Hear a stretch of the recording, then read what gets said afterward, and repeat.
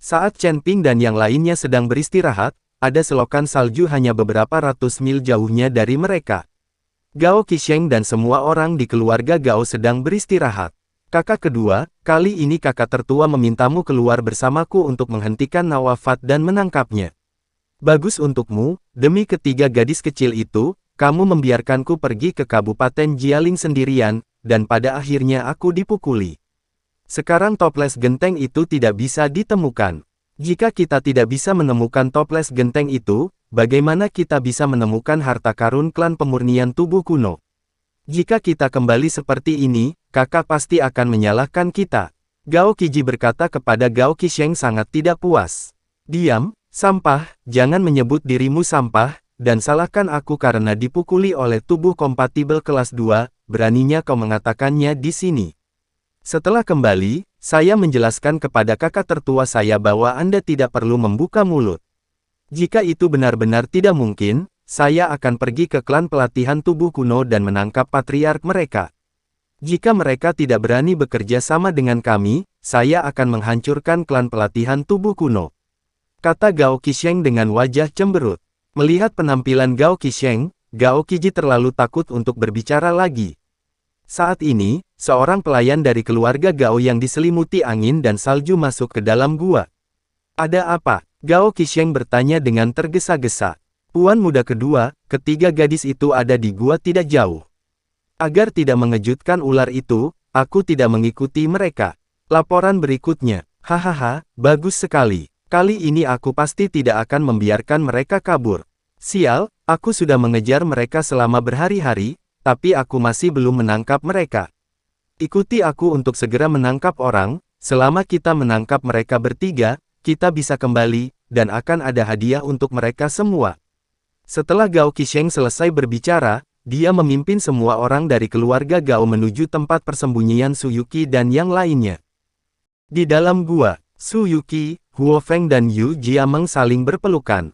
Mereka bertiga sudah kelelahan saat ini, mereka dikejar oleh Gao Qisheng selama beberapa hari terakhir, dan mereka bertiga kelelahan, jadi mereka hanya bisa bersembunyi di mana-mana. Mereka bertiga menderita kelaparan dan kedinginan, dan tunggangan mereka sudah lama menghilang. Saudari Yuqi, kita harus bangun dan bergegas. Kurasa pria itu akan menyusul. Huo Feng berkata kepada Su Yuqi dengan lemah. Huo Feng, aku benar-benar tidak punya tenaga untuk lari, aku ingin tidur. Mata Su Yuqi terus bertarung. Yuqi, kamu tidak bisa tidur, bertahanlah. Yu Jiameng dengan cepat mengguncang Su Yuqi dan berkata. Tapi mata Su Yuqi sama sekali tidak patuh, dan tertutup rapat.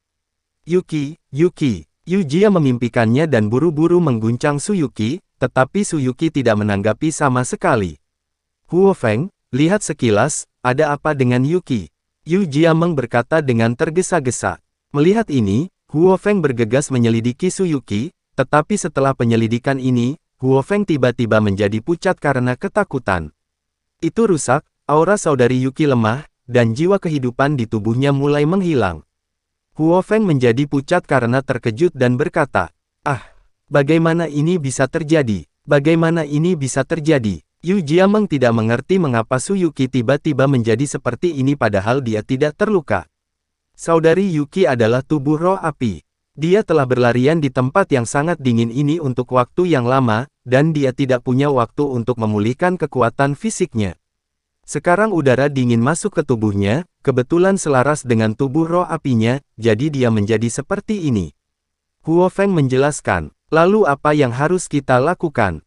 Yu Jiameng bertanya dengan cemas. Selama ini, mereka bertiga telah menjadi seperti saudara perempuan, melihat Su Yuqi seperti ini, Yu Jiameng merasa sangat tertekan. Aku tidak bisa menahannya, kekuatan spiritualku tidak cukup sekarang. Jika ada nyala api sekarang, itu mungkin dapat mempertahankan penyebaran kehidupan dan jiwa saudari Yuqi. Huo Feng mengerutkan kening dan berkata, tapi di mana menyalakan api di tempat yang dingin ini? Dan jika mereka menyalakan api, Gao Qisheng akan mengejar mereka dengan sangat cepat, dan mereka tidak akan bisa melarikan diri sama sekali. Tepat ketika Huo Feng dan Yu Jiameng bingung, tiba-tiba terdengar suara dari luar gua. Mereka berdua tahu bahwa Gao Qisheng pasti telah membawa seseorang untuk mengejarnya. Huo Feng, si cabul besar itu mengejarnya lagi, apa yang harus kita lakukan? Yu Jiameng panik. Sekarang Su Yuqi tidak sadarkan diri, tidak ada cara bagi mereka untuk melarikan diri. Huo Feng melihat sekeliling gua, lalu dengan lembut menekan dinding batu di dalam gua dengan kedua telapak tangan. Api perlahan naik dari tubuh Huo Feng. Telapak tangannya menukik ke dinding batu, dan tak lama kemudian dinding batu itu mulai mencair. Dinding batu ini bukanlah batu, melainkan lapisan es yang tebal. Sister Jiameng, cepat biarkan Sister Yuqi masuk. Setelah Huo Feng melebur dinding batu menjadi lubang besar, dia meminta Yu Jiameng untuk memasukkan Su Yuqi. Segera setelah itu, Huo Feng merentangkan sepasang sayap dari punggungnya, dan sayap itu memancarkan cahaya merah. Huo Feng buru-buru mengeluarkan bulu, meletakkannya di tubuh Su Yuqi, lalu menutupi Su Yuqi dengan es dan salju. Cuaca yang sangat dingin dengan cepat membekukan Su Yuqi di dalam. Dari luar, tidak mungkin melihat ada orang di dalam tembok batu. Saya harap bulu api saya dapat menyelamatkan hidup saudari Yuqi. Huo Feng melirik Su Yuqi, lalu berlari keluar gua bersama Yu Jiameng.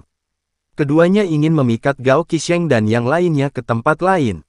Setelah Huo Feng dan Yu Jiameng melarikan diri dari gua, Gao Qisheng tidak jauh darinya menemukan. Sial, aku ingin lari. Cepat dan kejar aku. Gao Qisheng dan yang lainnya dengan cepat mengejar Huo Feng dan Yu Jiameng. Dan Yu Jiameng dan Huo Feng saling mendukung, dan kecepatan melarikan diri menjadi semakin lambat.